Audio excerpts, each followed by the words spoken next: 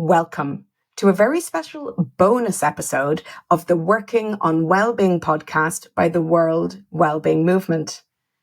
If you're a first-time listener, this is the podcast that allows you to be a fly on the wall during conversations with the world's leading wellbeing experts.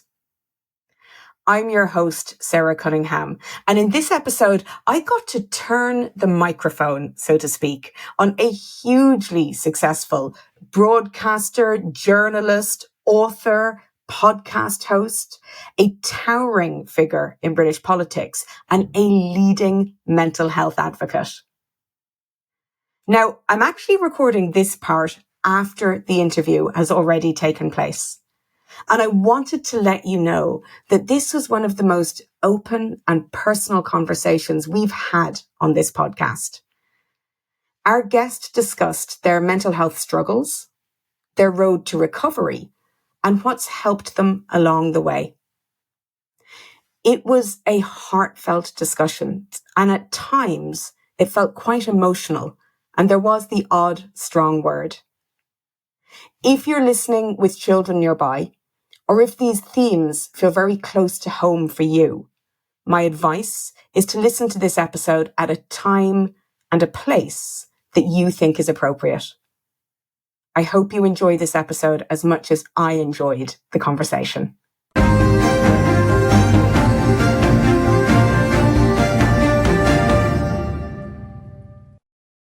Now, regular listeners to the Working on Wellbeing podcast will know that we like to interview voices from across the political spectrum to get their expert view on how we can put wellbeing first in public policy.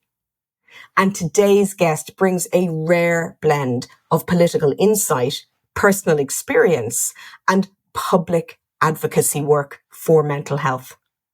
Perhaps best known for his role in supporting Tony Blair to historic general election victories, Alastair Campbell was at the epicenter of UK politics during a time of immense change.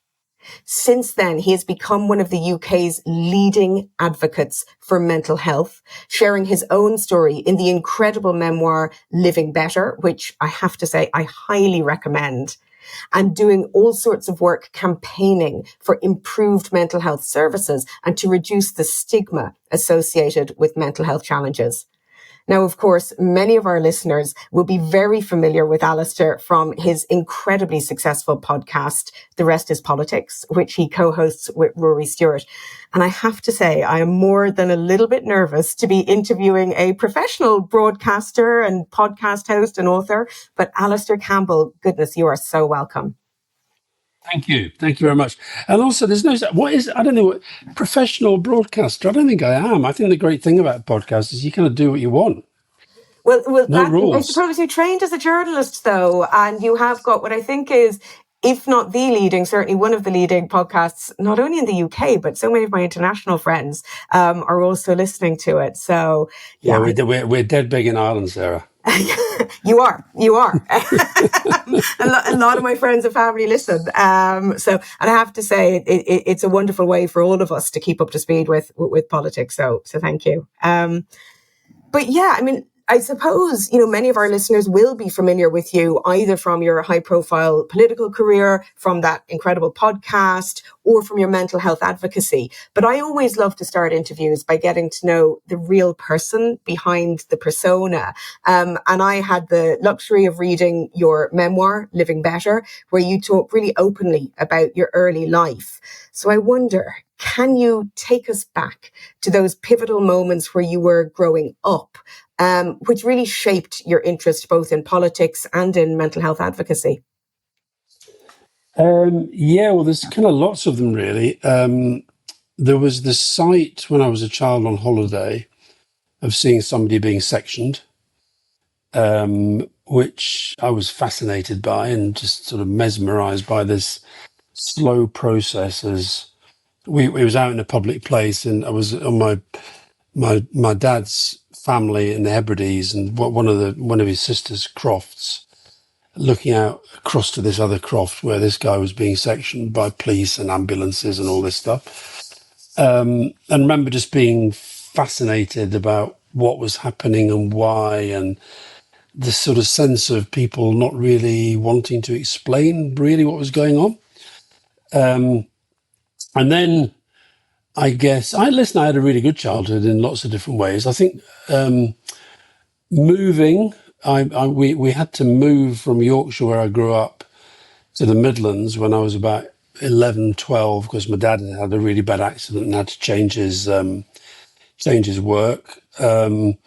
I think that did have quite an effect on me.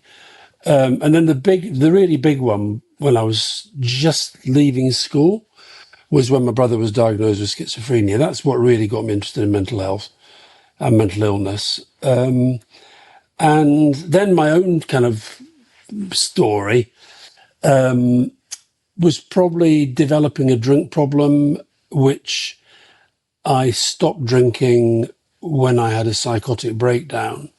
And I thought, I've done all the hard work now by not drinking. I didn't drink for 13 years, but realized, it took me a long time to realize it, but realized that actually the drinking was probably to cover up the depression, which I hadn't really wanted to recognize or acknowledge. And it took me a long, long, long time actually to sort of properly get help for that. So yeah, but listen, all that being said, I had very loving family, you know, a childhood that I think a lot of people would have been quite envious of. My dad was a vet, we lived in amazing landscapes, and I was obsessed with football, and I was always very keen on work. I've always been, you know, never one of those kids that hated school, loved going to school. But yeah, mental health, big.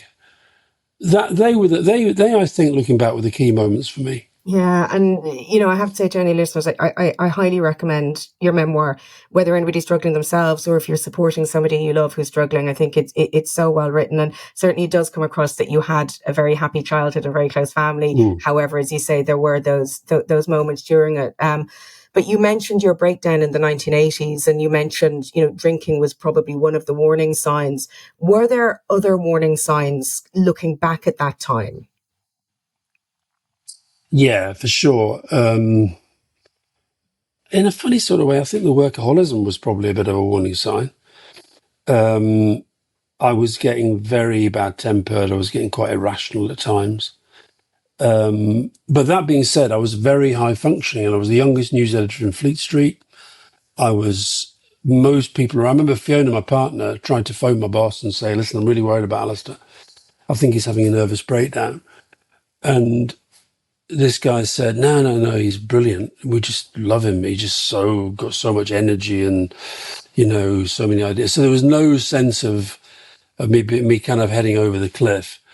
But I'd say they were looking back, I can see it was a fairly long, slow process.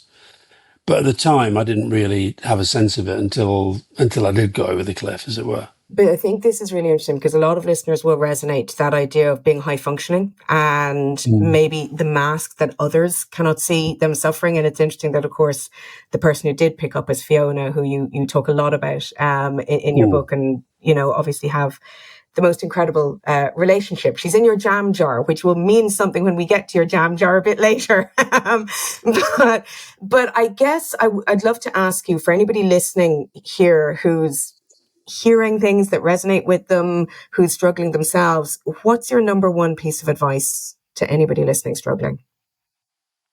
Probably to be open with somebody. Yeah.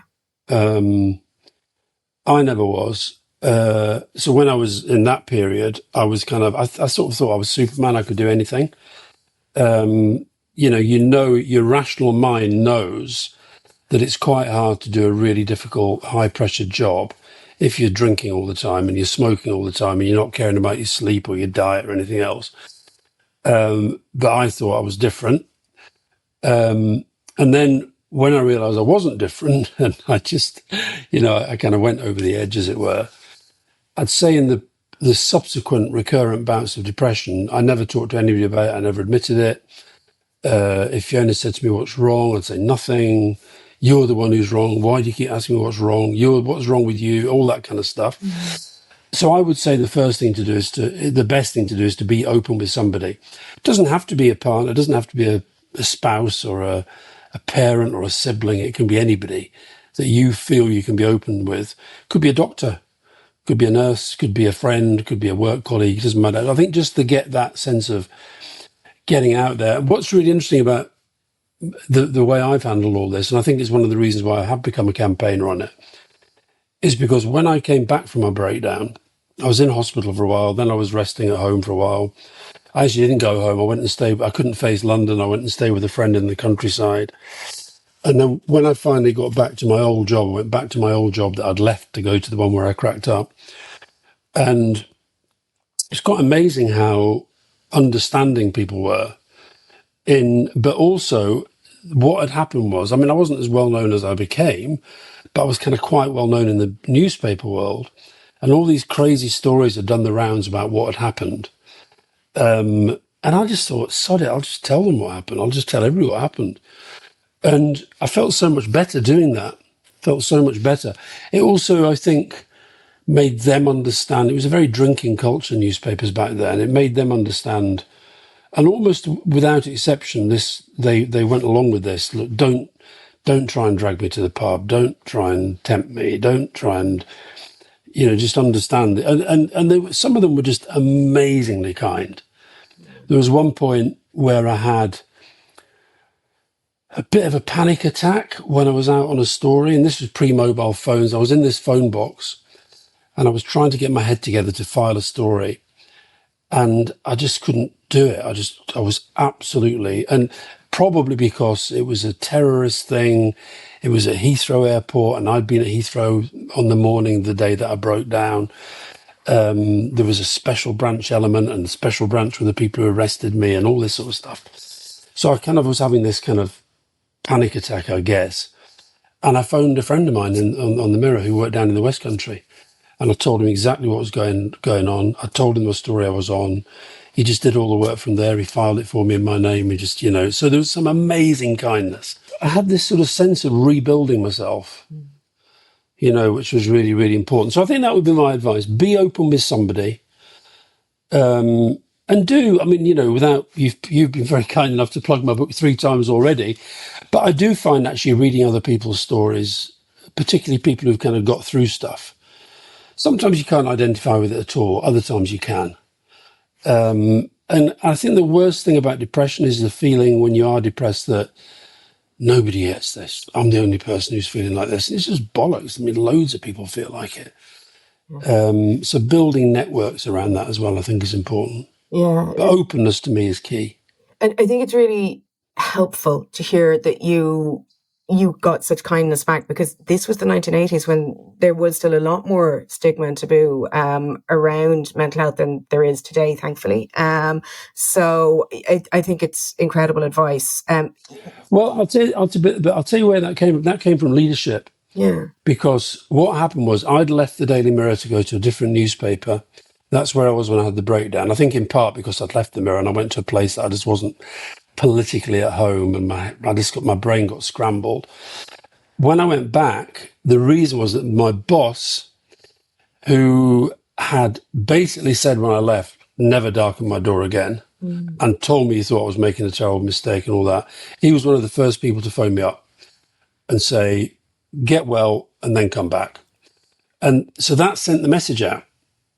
So I think that leadership's incredibly important. And listen, don't get me wrong, it was a piss-taking environment, and for a while people would sort of, make jokes about it and what have you. But I kind of felt it was a very, very, very supportive environment, really supportive. And again, I think it was because I was so open, and by the end of it, I was telling funny stories about the stuff that the voices I was hearing. And I remember once saying these guys, you just imagine what it's like having Elvis, ABBA, bagpipes, Vivaldi, all crashing around in your head at the same time. And then that lead to an argument about, if you were going crazy, what music would you want in your head? And, so it was kind of, it didn't take me long to see a kind of a funny side to it. And in that environment, that was really, really helpful. Yeah. I think that's incredibly helpful advice. I do think for anybody who's suffering, something that gives great hope is that it was probably about a decade after that that you moved into your most high profile position, of course, in Downing Street. Obviously, that must have been a very stressful position. I can't imagine anything otherwise. Very high demands. Did you take learnings from what had happened 10 years previously into that role? Did you take coping mechanisms that supported you into that role? For sure. I mean, you know, one of the coping mechanisms was actually to use the breakdown as a yardstick for how I felt all the time. So if I was starting to feel a bit edgy, if I was starting to feel, you know, that moment where you feel that pressure is moving out of the pressure zone into stress. And I always think it's important. I like pressure. I like being under pressure. But that's not the same as stress. Pressure makes you perform better. It makes you think more clearly. Stress, you get wandered, you get distracted, you can't concentrate, you can't cope, you panic. And so what I would do if I felt I was moving into that zone, I would literally go and find a quiet place and sit down and say, okay, if this is 7 out of 10 bad, what was the breakdown? And the breakdown would always be bigger. And then that would sort of help me just come back down the scale a bit.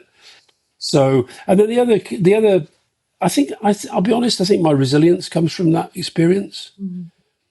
I think a lot of my empathy comes from that experience.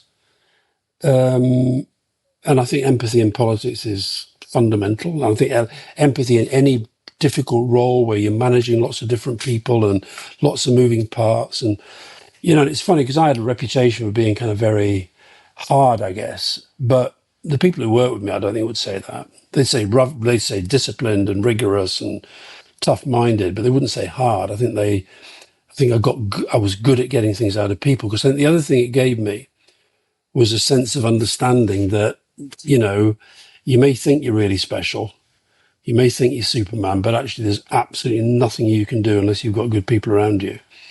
And so I'd say I took a lot of learning from it. Yeah. Well, let's talk about empathetic leadership. And, you know, you already shared that your manager from your previous role, when you had that experience in the 1980s, was so supportive of you and very much leadership by example. In an interview with the New Statesman in 2019, you described Westminster as a laboratory against good mental health. Now, my understanding for that article was that it was due to such high pressure, ongoing high job demands, long work hours, very unique environment.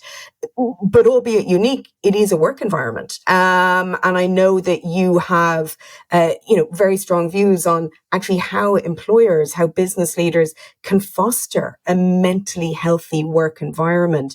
If you could wave a magic wand and change one or two or three things about the workplace, what would it be? Well, I mean, it's hard this because look, politics really matters, government really matters. It'd be odd if it wasn't difficult. But I think the thing I was meant about the laboratory is it goes beyond the working hours and conditions. But if you just think about it, if you were like an MP now today, right, the money's not that great. You know, they get all the grief they get for free ticket this and free ticket that, but the money's not great. A lot of them have given up pretty good jobs and careers to go and do it. The abuse is off the scale, particularly today, particularly for women. MPs often away from families. I would say that for me, one of the hardest things doing the job that I did, and this comes out, I've written about this in the book you've mentioned, but also it comes out, I think, a lot in my diaries, is that I was persuading myself that I was a good partner and I was a good parent, because apart from being at work, I didn't do anything else, right? Anything else I did, it was for the kids, take them to football, take them to this, take them to that.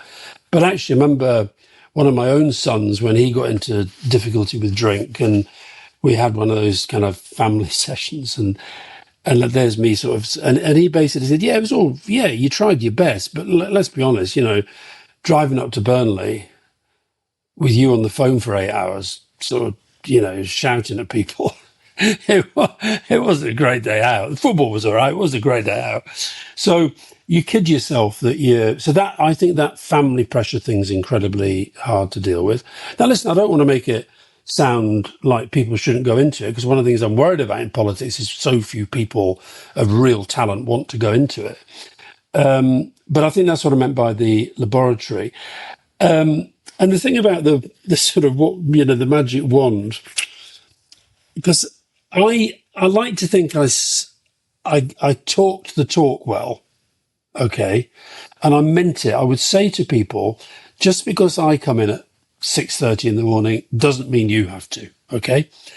But actually, a lot of them felt that they did, and you'd have to sort of say to them, no, you really don't. And likewise, I remember Tony Blair there was once he said, it was a Friday afternoon. He said, listen, you seems to me you're pretty grouchy at the moment. I think you should genuinely try and have a rest at the weekend. All right, Tony, I'll do that. Okay, yeah. Saturday morning, first phone call, Tony Blair, how you feeling? I feel fine. Oh, good. Right, listen, I want you to do this, I want you to do this, I want you to do this, I want you to do this. Now, I could have said, fuck off. But I think you understand there are some jobs you just kind of, you're never really off. That being said, I think I would. I mean, look, you're Irish. I remember one of the most impressive mental health events I did was with the Bank of Ireland, when a woman called Francesca McDonough was in charge. And I was doing an online talk for all the staff. I think it was during COVID. And which is why it was online, that's right. And she said, I've asked Alice to talk because he talks about mental health and and I just want to let you all know that given what we've learned about the staff in COVID, we're actually going to change our strategic priority as a bank. Our priority now is the mental health and well-being of our staff. And to be honest, I'd never heard that before. And when I did my bit, I said to the staff, now listen, you've got to hold their feet to the fire on this. And I've met people since then who said, you know what, you can say out of office message on your email over the entire weekend. Yeah. There might be a sort of, if it's urgent, call this number, but it won't be you. Now, I can't operate like that for me, but I think that is a good system to operate. Likewise, I think the whole thing, I was at a thing yesterday with a company that was having a wellness day. And, I think those kind of things are really important. The other thing I would do, I would have people who are not just trained in mental health first aid, but are trained as mental health ambassadors in the workplace. They're not the bosses, but they're the people who everybody feels they can go to because they're the people who are trained, who've got an understanding and have a recognised role in that, in doing that. So there are two or three things, but I think a lot of it depends on the workplace, to be absolutely honest. Yeah, it's really interesting though, because we're huge advocates of making well-being, employee well-being, an overarching objective of businesses. And actually the research shows, so we now have causal field evidence that a happier employee is a more productive employee. For sure. But why would that be a shock to anybody? I agree. So, but I mean, you give so much really good advice there. I'd love to go back to family, because you mentioned, of course, the fact that we are diverse and there are so many different elements to our life, our work, our family, our hobbies. And one of the things I really want to get out of this podcast is that listeners will have an actionable tool that they can take and put into practice in their everyday life. And there's one tool in your book which you say almost certainly improved your life. And you call it the life-saving jam jar. So I wonder if you could explain, what is the life-saving jam jar and how can our listeners put that into practice? Well, the life-saving jam jar sits on my desk. It's a Bon Maman from France. Can be any jam jar. So how did this happen? So what happened was the BBC asked me to do a documentary about my depression with the amazing title, Alastair Campbell, Me and My Depression. And the idea was that I would travel around the place, talk to fellow depressives, talked to medical people, talked to scientists, talked to researchers. And I think their original idea was basically you go and try all this stuff that you haven't done before, and you'll find some weird and wacky treatment in the Amazon, and it'll be transforming. And the final scene of the film, you'll be on a beautiful beach in Rio de Janeiro, and you'll throw your antidepressants into the bin, and you'll walk out into the ocean, happy ever after. That was their kind of dream idea, I think. And I said, well, I don't think that's going to happen, but I'm happy to do the film. And one of the things I did in the film was I went to Canada to interview a wonderful woman called Janine Austin, who's a genetics specialist. And I was exploring the idea of whether there's a genetic element to mental illness. And the short answer is not really. It's much more kind of environmental, etc. But, it's complicated. But anyway, when we finished the interview, she said, how do you deal with your depression then? I said, oh, well, basically, I see a psychiatrist and I take medication. Oh, okay. She said, because I get very bad depression. And you know what? I'm normally really good at picking up on somebody who does. I said, well, I was really taken aback. Really? Yeah. And how do you deal with it? And she said, I've got a jam jar. And the jam jar, she said, so she explained the jam jar. And it took me ages to get it, right? Here's the sediment.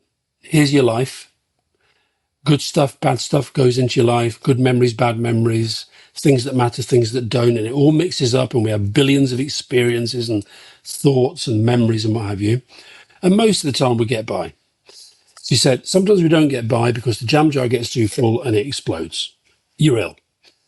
And she said, instead of trying to undo everything inside the jam jar, lying on a couch talking to a psychiatrist or seeing a therapist and going through how you felt last Tuesday when you went to the dentist or whatever it might be, grow the jam jar, okay? And then you've got more life to put into the jam jar, okay? So what was really funny about the documentary, I had these film crews sort of coming around the world with me. The climax of the film is me, 3 a.m, back in London 4 days later, filming myself in the kitchen on the iPhone doing my jam jar. And my jam jar goes FFF, which is Fiona, family, friends. Fiona, my partner, my family, my friends. If those relationships are good, you've got a really good base. Next one's meaningful activity. Meaningful activity to make money, having a nice living, and meaningful activity to change the world. Then I've got my fundamentals, which I never used to take seriously: diet, sleep, exercise. Then I've got things that matter to me: Burnley Football Club, bagpipes, my dog, my bike, nice countryside, whatever, lots of things in there. And then I've got thematic stuff: curiosity, creativity. So curiosity, I have this golden rule: never go to bed without knowing something you didn't know when you woke up. Creativity, I write something every single day without fail. Or I write music, or I make music or something. Creativity and curiosity, they're my two sort of thematic things. And of course you add things. I now have my tree of the day. Is part of I post a picture of a tree every day on social media. That's part of my jam jar because I love trees. And the weird thing is that now I tell people about my jam jar. And so when I first said to Janine, when she said, how do you deal with your depression? I said, medication and psychiatrist. They're now up here. They're part of it, but they're not the main part of it. So what it means is, and this is a kind of active thing, the reason I keep it here is, if I start to feel myself going into it, I literally sit it there and I look at it and I think, okay, let's give this a go. Fiona, often when I'm depressed, I don't talk to Fiona,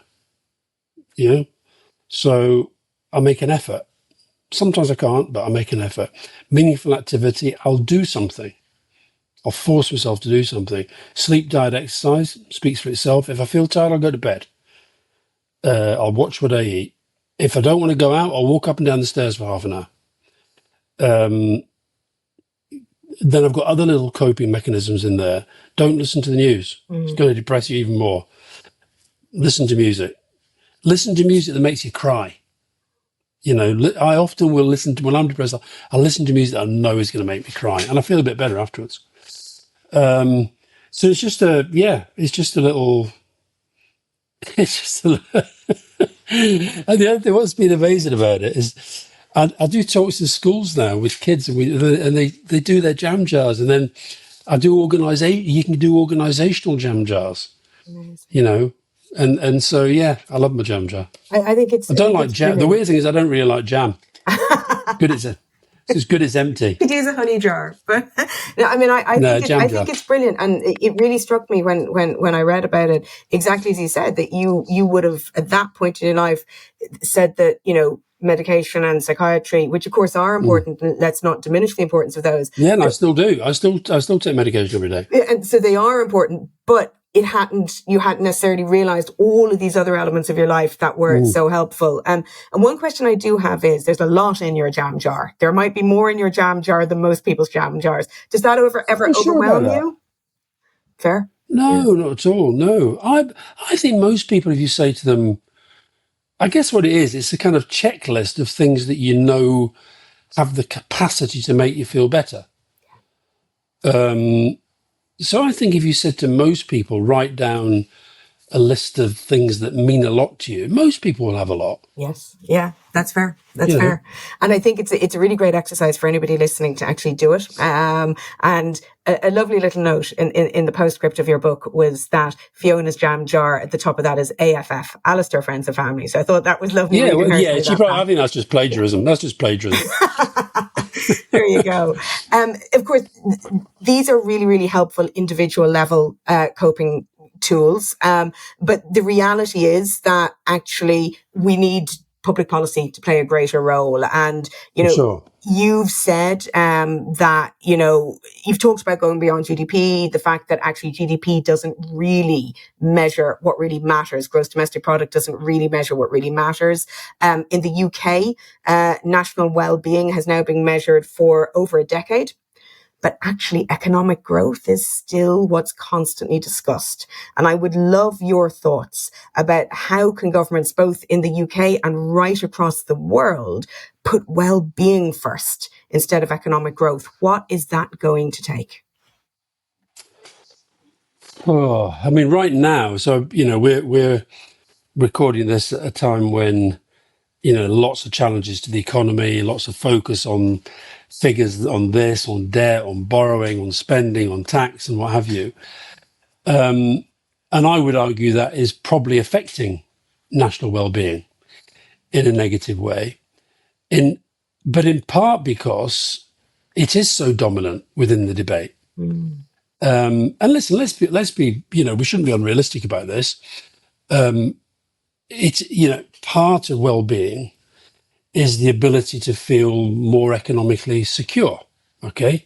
Now, your definition of economic security will depend a lot on your circumstances.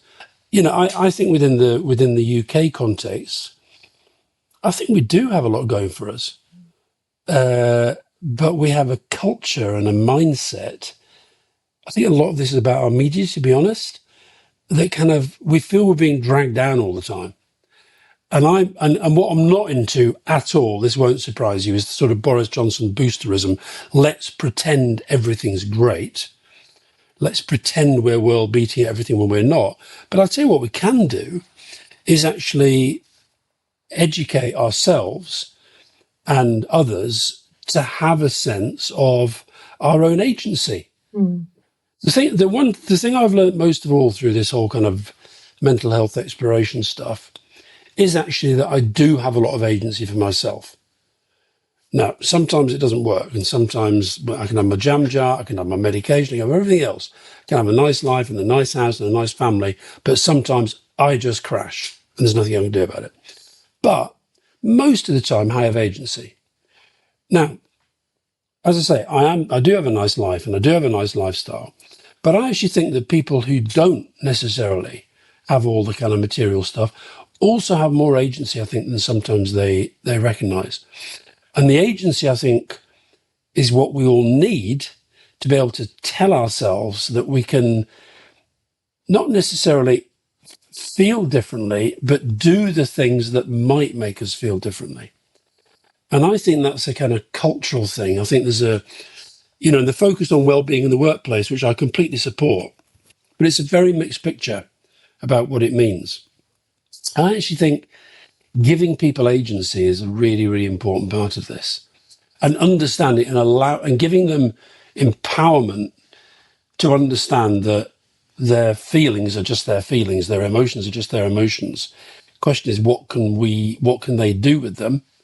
And if they're taking them in a place they don't want to be, what can people around do to help them? Does that make sense?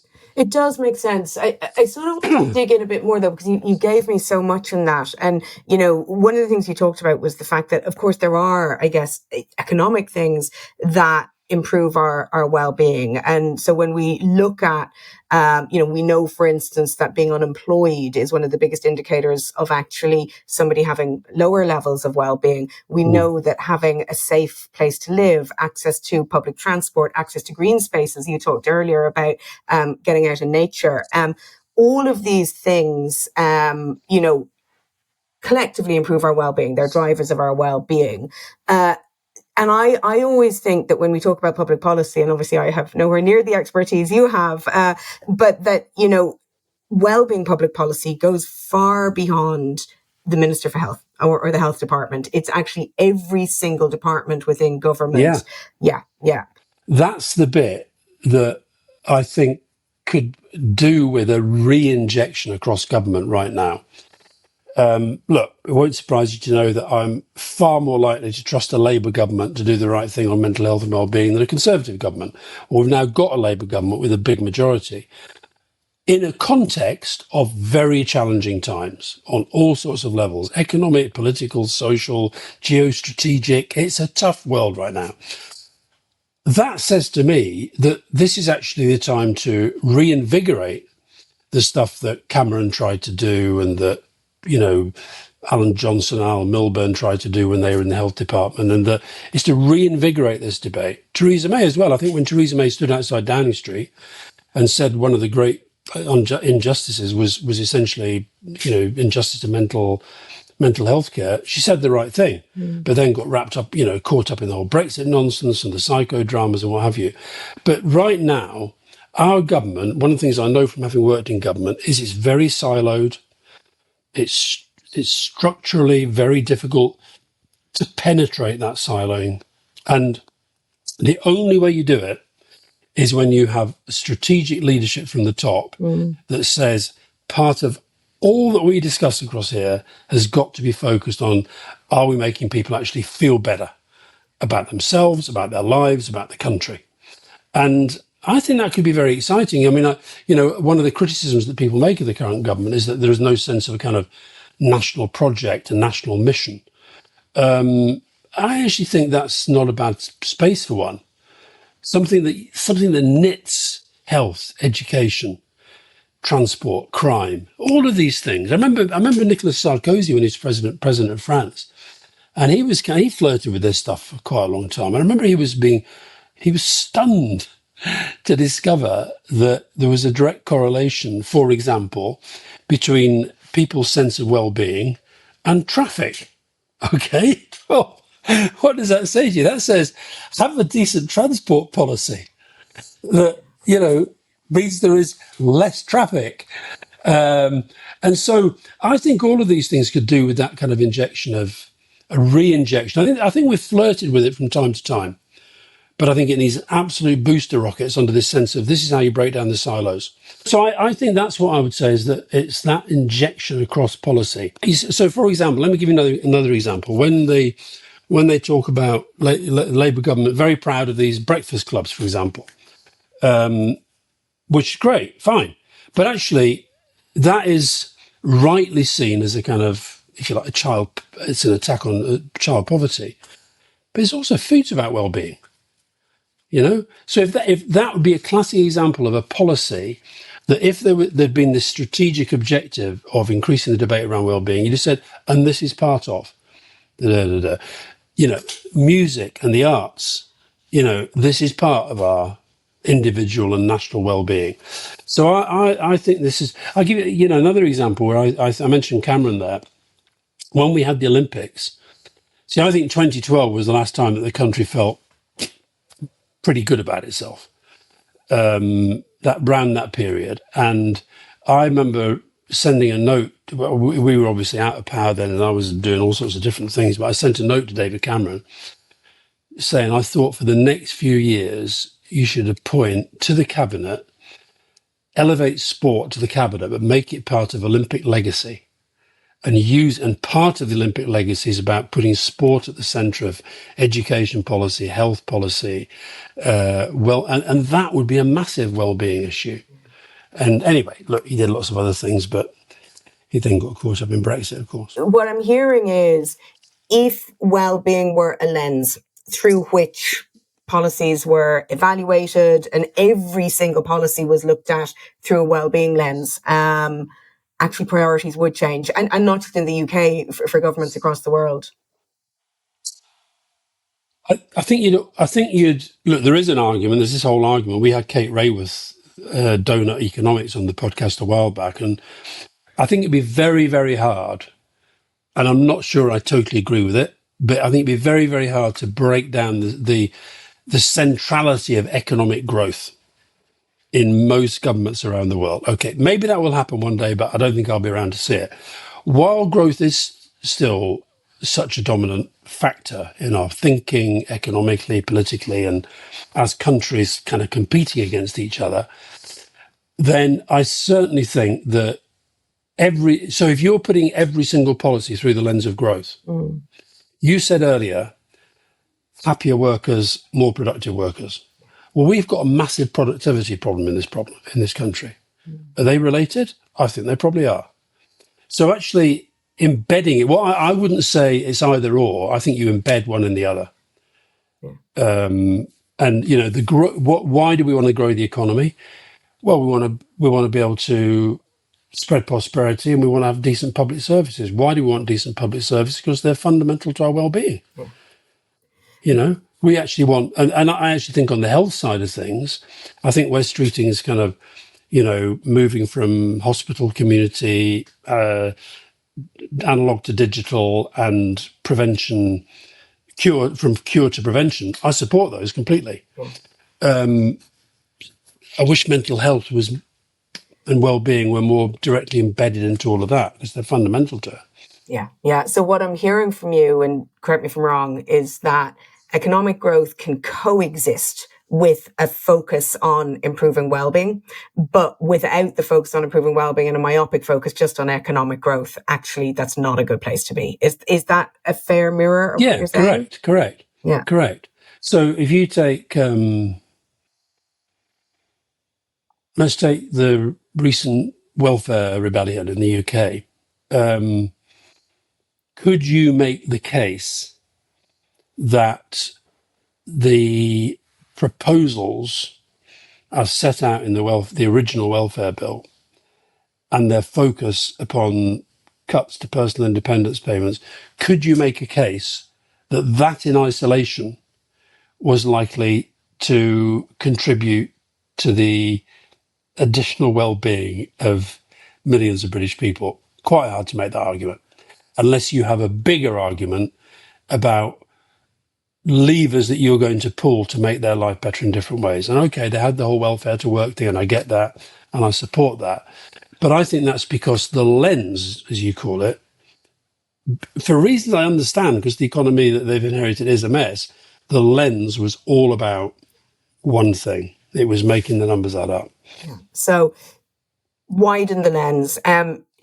I guess I'd love to ask you what listeners can do. So we'll have a lot of listeners here who will actually want to support, maybe get their, maybe local MP, local TD, local congressperson, we are international, to do more to support the well-being of people in their community, people in the country.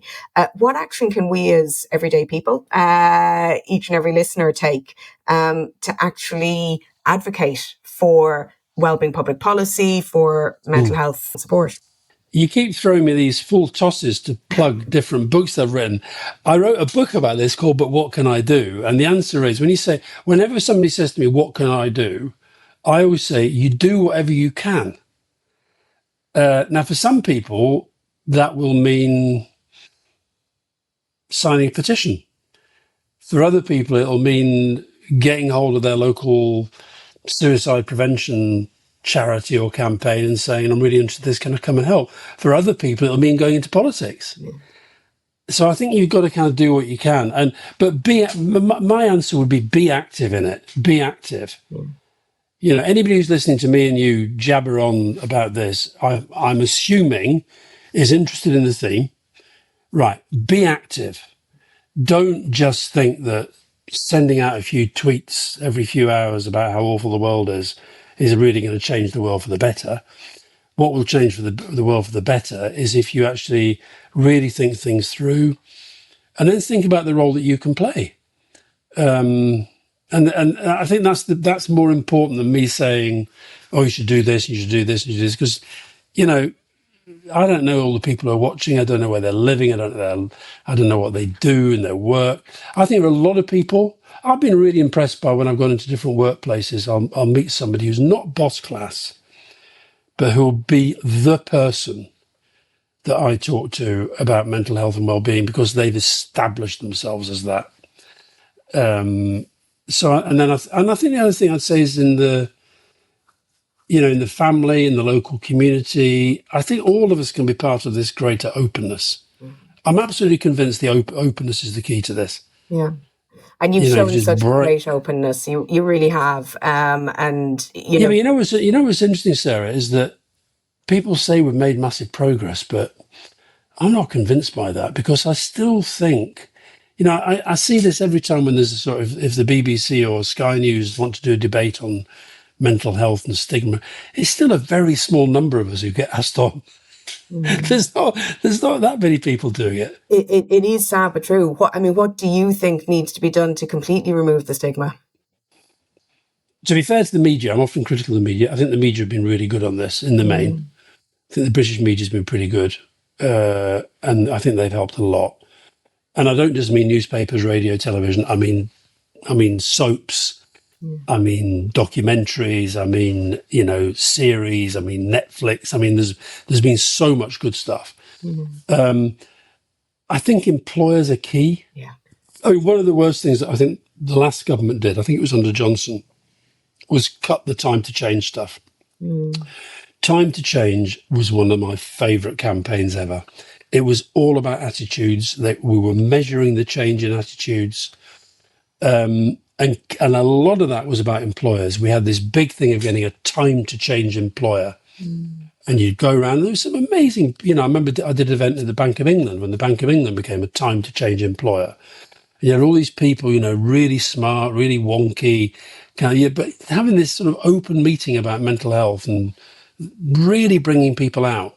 And I just think we need more of that. And I slightly worry we've gone backwards on it.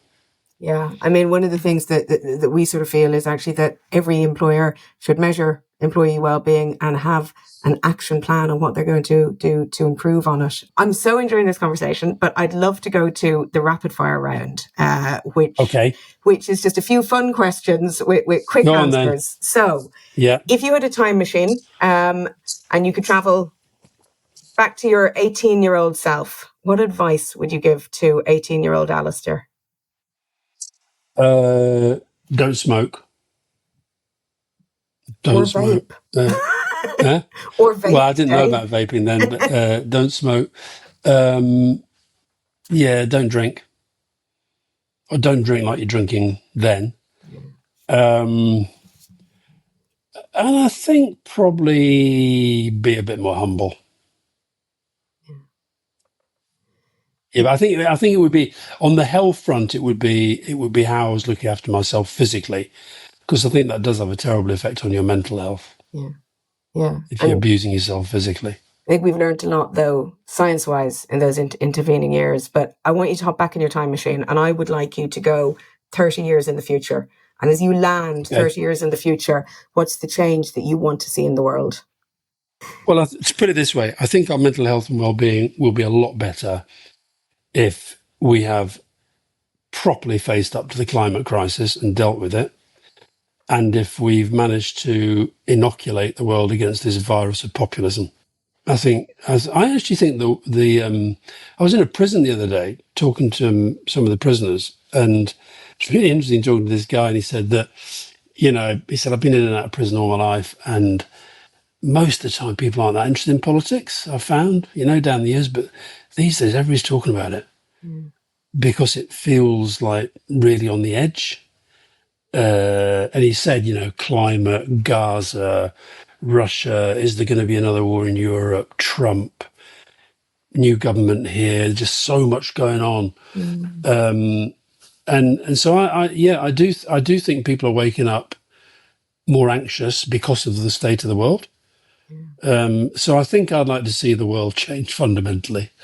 What's the best advice you ever received? From anybody?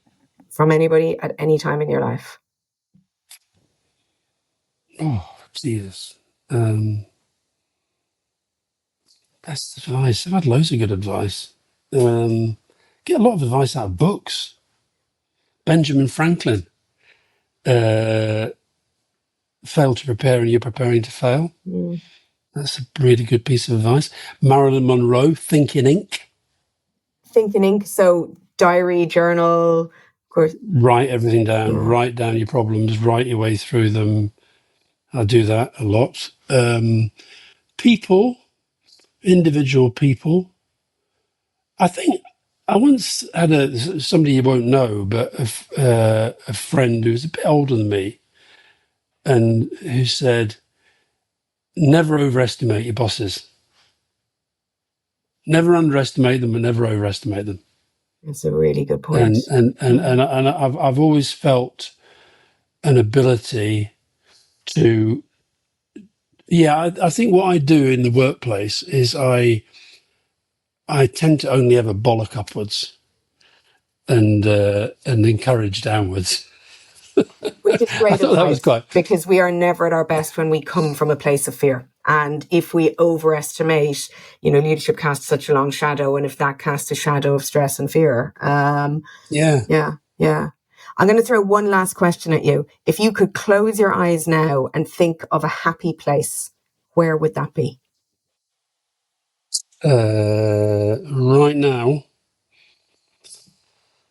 probably Scottish Highlands with Fiona and the dog, about to dive, having a long walk through amazing scenery, and then dive into a freezing cold loch. Wow, that sounds incredible. And I did think, I bet he'll say Scottish Highlands, but I didn't have that full detail. That's absolutely incredible. Unless Sarah, unless you can get me an Irish passport, then it would be in Ireland. Well, I think my happy place is up near Tork Waterfall or Tork Mountain in Killarney National Park. So I think quite similar scenery, I think. So, yeah. I think my Irish happy place would be the 40-foot. Yeah, absolutely. Yeah, I used to live but very with nobody else there. Well, now good luck finding it empty. Well, I want it to be just as the sun is coming up. Wow.